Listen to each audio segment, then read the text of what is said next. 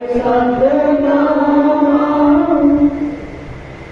आप भगवान शंकर का जाप करो नाम का। और यहां पार्वती जी भी कह रही हैं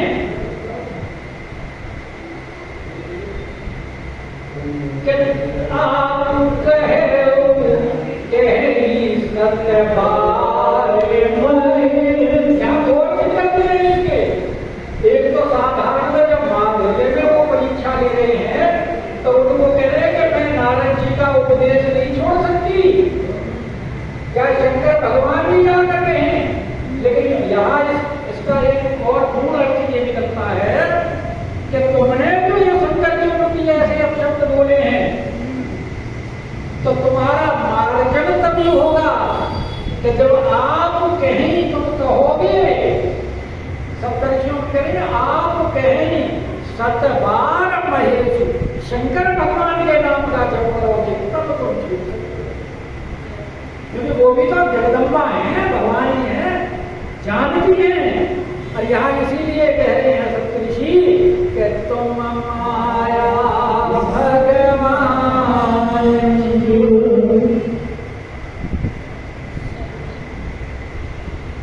अरे सकल जगत की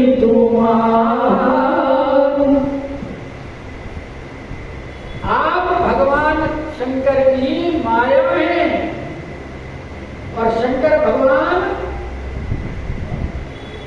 पिता हैं। आप प्रकृति हैं और वो पुरुष हैं।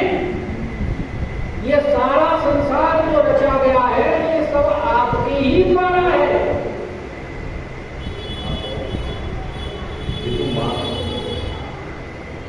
जैसा वाल्मीकि जी ने भगवान राम को कहा था, तो आज पर अयोध्या कांड 126 देखो,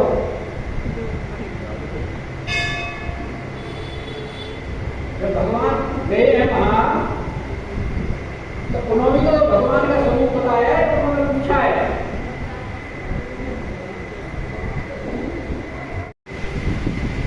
अपराधी तो है नाई चरण सिरु कहकर जोरी नरनाथ भोली कछुनाई में खोरी। अपराधी है और कोई अपराधी तो कहे कि मेरा वो कोई कसूर नहीं है, बताओ कोई बात जमती है जो भाई फिर कसूर किसका है? जो कि अतिशय प्रबल देव तब माया। प्रभु आपकी जो ये माया है बड़ी प्रबल है। सही है और क्या भाई भगवान स्वयं कह रहे हैं गीता में, दैवी वेशासुरमयी मम माया दुर्त्यया। ये तो भगवान के अपने शब्द हैं कि मेरी माया बड़ी दुर्त्यया है। और वहां स्वयं कह दिया जब अर्जुन ने पूछा प्रभु फिर कैसे छूटे, तो बोले मामेव ये प्रपत्यन्ते माया जो मेरी शरण में आ जाता है वही इससे छूट सकता है और किसी की सामर्थ्य नहीं है। 2.5 घंटे क्या होता है? यहाँ सुग्रीव जी भी यही कहते हैं, जब प्रभु ने पूछा अच्छा तुम्हारी गति कीजिए तो किसकी है, क्योंकि प्रभु अतिशय प्रबल देव तब माया। और हमारी सामर्थ्य तो है इससे छूट नहीं, छूट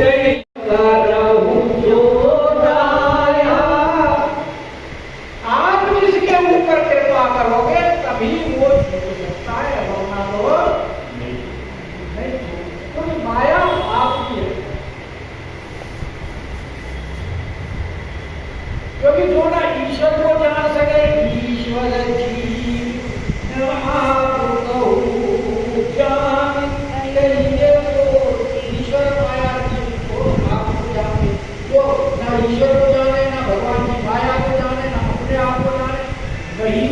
है, जीव की संज्ञा क्या है?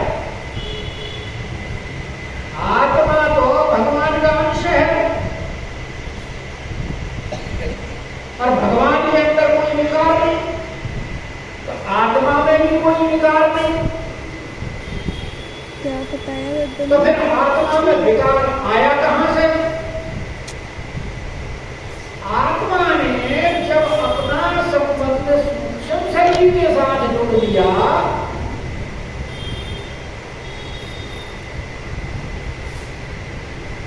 कि जड़ चेतन ग्रंथि परी गई, क्योंकि भगवान की माया जड़ है और आत्मा चेतन है, तो जड़ में चेतनता कब आती है? जब दोनों का संयोग होता है। जड़ चेतन ग्रंथि पर गई, और ये ग्रंथि, ये मुखी ग्रंथि है। जदपि प्रसाद झूठी कठिनाई, तो जब ये झूठा संबंध स्थापित कर लेते हैं, अहंकार के वशीभूत स्वयं को शरीर मान लेते हैं, जिसको कहते हैं देहाध्यास। देहाध्यास का तात्पर्य मान लिया जबकि हम शरीर नहीं हैं। जब हम शरीर से अलग हैं तो आत्मा, और जब हमने अपने आप को शरीर मान लिया तो हम जीव। छूट ही राम, और ये जीव की सामर्थ्य नहीं है कि छुटकारा पा ले, क्योंकि विषय स्वामी, मेरी तो औकात क्या है? देवता मनुष्य मुनि सब इसके वशीभूत हैं। मैं पावर पशु अपि अति कामी, नारी ने सर जाए न लागा, घोर क्रोध तम निशि जो जागा, लोभ पास जेहि गगन बनाया। सो नर अगर ये सारे अवगुण ना आए तो आप में और जीव में फिर अंतर ही क्या है? ईश्वर जीव ही अंतर कैसा? कि सोनर तुम समान रघुराया, और कहते जीव कितने भी साधन कर ले,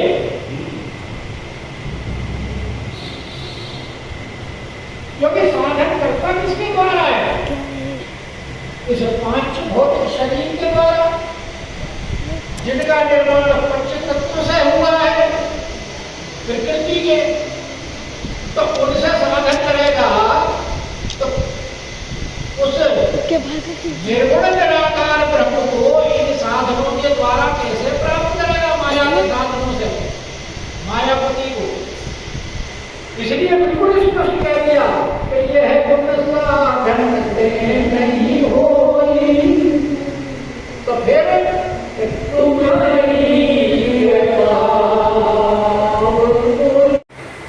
भगवान की तरफ ध्यान जाता है और लगे करने रघुनायक ध्यान, तो फिर भगवान की उस छवि का ध्यान किया। पहले भगवान की कौन सी छवि का ध्यान करते थे? जो दंडक वन में देखी थी, सीता हरण के बाद विलाप कर रहे थे, हे खगव्रत हे मधुकर तुम देखी सीता मृग में, जो विलाप करने का दृश्य देखा था सती के साथ में, और जिस दृश्य को देख करके सती को मोह हो गया था, तो अब तक जब तक तो तब ये छवि वो उनके ध्यान में थी, लेकिन जब अब भगवान ने आकर के उनको अपने सुंदर स्वरूप के दर्शन दे करके और उनसे विनती करके मांगा कि आप पार्वती से ब्याह कर लीजिए, और वो जो सुंदर छवि अब देखी, अब उस छवि का भगवान शंकर ध्यान लगे करने रघुनायक ध्यान। तो भगवान शंकर तो समाधि में बैठ गए और भगवान कह के गए थे ये बात, तो देखो हम जो आपसे विनती करते हैं कि जाई विवाहे पार्वती शैल के, उससे जाकर विवाह कर लेना, और कहीं ऐसा ना हो कि कहीं ध्यान पूरा खाकर बैठ जा पड़े रहो एक तरफ। तो ये ध्यान का भी एक नशा है, भक्ति का भी नशा है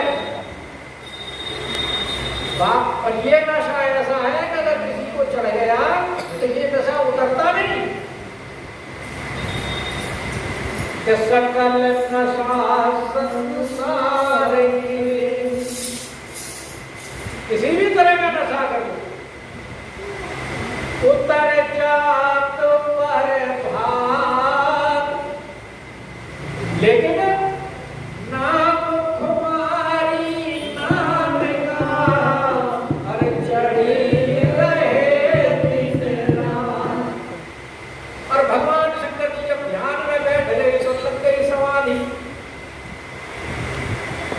और समाधि लग गई तो समाधि का कोई पता नहीं कितनी लंबी समाधि लगे। और इतने में क्या हुआ वहां,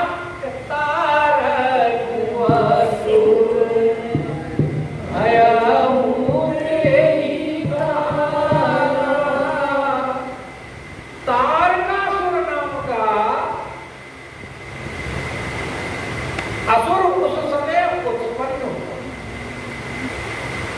अब यही काला में कौन से समय उत्पन्न हुआ, अलग अलग ग्रंथों में अलग अलग वर्णन। चाहे तो वो सती से जब वियोग हुआ था उस समय उत्पन्न हुआ, या पार्वती के जन्म के बाद हुआ, या शंकर भगवान की समाधि लगाने के बाद हुआ। तो ये अलग अलग ग्रंथों में अलग अलग वर्णन है।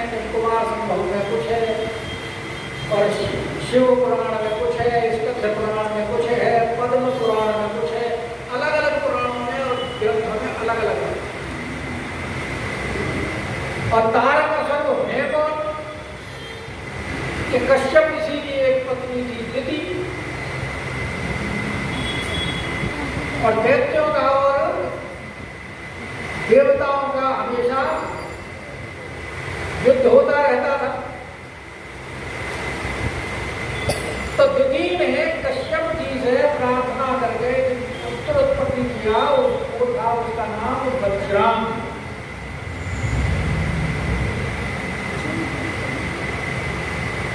और बड़ा ही शक्तिशाली था, वज्र नाम ही उसका वज्रांग, वज्र के समान। और पैदा होते ही समस्त शास्त्रों का उसको ज्ञान हो गया।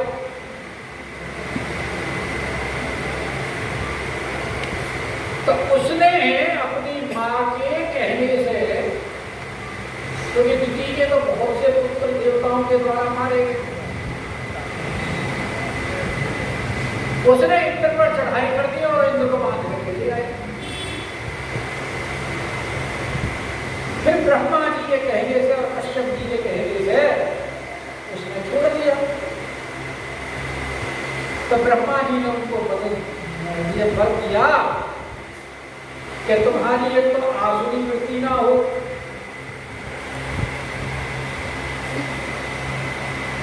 और एक कन्या उन्होंने निर्मित की, उसका नाम था वरांगी, और उसके साथ उनका विवाह करा। तो अब तक वो अकेले तप करते थे, अब पत्नी भी ऐसी मिली उनके अनुकूल, दोनों मिलकर के तप करने लगे। पति पत्नी जब एक स्वभाव के होते हैं तो भजन का आनंद ही अलग होता है।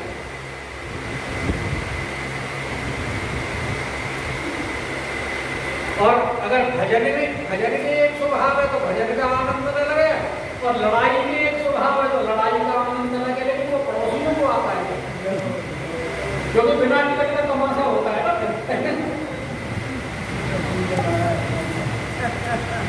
बच्चे नहीं देखते, वो पड़ोसियों को होता है।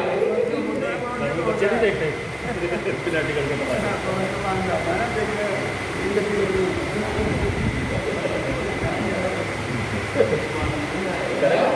आएगा पर उसमें वो आएगा तो मैं वही कह रहा हूँ ना, अगर लड़ाई वाली सुधार जो हो जाए तो पड़ोसियों को वहां मिलता है। लड़ाई आती है तो घर के बाहर आवाज तो उन दोनों ने खूब तप किया और तपस्या करने के लिए ये विज्ञान में ये तो वन में चले गए और वो घर में तपस्या कर रही थी। जब वहां से तपस्या करके उन्होंने बल प्राप्त किए और वापस आए तो देखा कि इंद्र उनकी पत्नी घर पर मिली नहीं, बराती ढूंढा तो वो वन में मिली और वो जब उससे पूछा भाई तुम घर में क्यों नहीं, यहाँ क्यों हो, तो उन्होंने बताया कि इंद्र ने मुझे को बहुत डराया है और उसने ये निश्चय कर लिया था कि मैं अपने प्राण त्याग दूं। तब उन्होंने समझाया वज्रामी ने, तो वो बोली कि मुझे आप ऐसा पुत्र दीजिए जो मेरे क्लेशों को दूर कर दे, क्लेशों से तार दे मुझे। तो वज्राम ने कहा ठीक है। वज्राम तपस्या करके चले गए 1000 वर्ष तक तपस्या। जब धनुष के टूटने की आवाज सुनकर परशुराम जी आए तो जो अपनी अपनी मूंछों पर ताप दे रहे थे वो सारे भीगी बिजली बन गए, इधर उधर भागने लगे और जिसको कोई रास्ता नहीं मिलेगा भाई जाना तो इधर से पास में से ही पड़ेगा, तो वो अपने अपने बाप का नाम लेते हुए परशुराम जी से प्रणाम कर रहे ताकि पिता के नाम से और हाँ भाई इनके पिता हमारे बड़े भक्त हैं, चलो उनका पुत्र इसे छोड़ दो, इसलिए पिता का नाम देने। और अगर मानो किसी की तरफ उन्होंने देख लिया कहना तो समझ लो कि बस वही प्राण टूट जाते हैं। वही उसने वही वो जैसे गाय गोबर कर देती है वही कर दिया।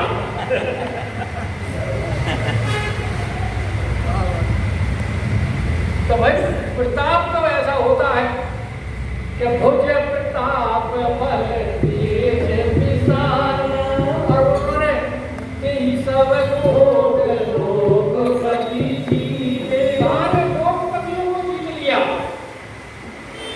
वरुण जो है वो भी लोकपति है, अग्नि भी लोकपति है, वायु भी, वायु देवता ये भी लोकपति है, कुबेर भी लोकपति है। तो 8 हमारी दिशाएं, 8 दिशाओं के 8 लोक सबको उन्होंने जीत लिया और भय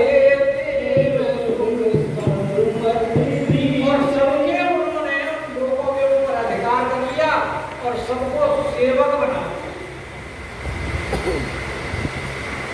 तो क्योंकि पराधीन सुख संपन्न हुनाई, अब जब पराधीन हो गए तो फिर सुख कहाँ उन्हें, तो इसलिए गए भय देव सुख संपत्ति नीति। आगे जब ब्रह्मा जी के पास जाएंगे देवता तो ब्रह्मा जी पूछेंगे अरे भाई तुम इतने उदास क्यों हो रहे हो, तुम्हारे मुंह सूखे सूखे क्यों दिखाई दे रहे हैं। तब फिर वो अपनी कहानी बताएंगे कि अजर अमर जीत न जाए, क्योंकि एक तो वो कभी बुढ़ा नहीं होता था, बाकी देखो बुढ़ापा एक ऐसा है जिसमें अच्छे अच्छे के पौरुष जो है वो थक जाते हैं। सबसे जीत सकते हैं लेकिन बुढ़ापे से जीतना मुश्किल है। और अमर इसलिए था क्योंकि देवताओं उसके देवताओं के द्वारा वो जीता नहीं जा सकता था। वैसे देवताओं को अमर कहा जाता है, अमर तो देवता भी नहीं है लेकिन उनको अमर इसलिए कहा जा सकता है कि मनुष्य से ज्यादा उनकी आयु होती है, इसलिए मनुष्य के मुकाबले वो अमर हैं। क्योंकि हमारे 6 महीने 1 साल एक दिन और एक रात, तो उनकी बड़ी लंबी आयु है, इसलिए मनुष्यों के मुकाबले उनको अमर बोलते हैं। और वो देवताओं से भी नहीं जीता जाता, तो इस काल इत्यादि विष्णु वगैरह सब उसके सामने पराभूत थे वरदान के कारण। तो उनकी दृष्टि में वो अमर था कि अजर अमर सूरीत न जाई और हारे सुर करी। यहाँ तक कि एक बार सारे देवताओं ने मिलकर आक्रमण किया, तो ऐसा पुराण में लिखा है, तो उसने ऐसे उल्टे मतलब पृष्ठ भाग से ही ऐसे करके सबको पराभूत कर दिया, क्योंकि वरदान का प्रभाव था। अब सबके लोगों पर अधिकार हो गया और सब गुलाम बना लिए गए, जैसा रावण ने कर रखा था। तो सब अब जाके ब्रह्मा जी के पास गए, जैसा रावण के समय भी ब्रह्मा जी के पास गए।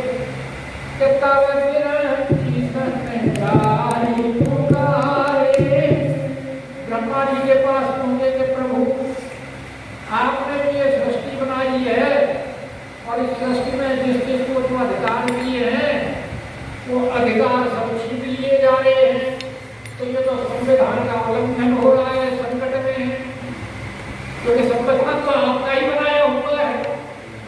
अब संविधान संकट में है तो फिर किससे पुकार करेंगे आगे? आपसे ही पुकार करेंगे। तो इसलिए क्योंकि उनका नाम है विधि, विधि का मतलब जो विधान बनाने वाले हैं।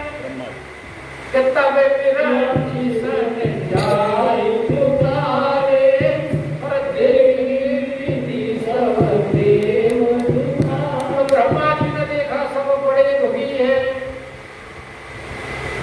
तो उनसे कारण पूछा, तो उन्होंने बता दिया कि तारकासुर की वजह से दुखी है। तब ब्रह्मा जी ने सब सन कहा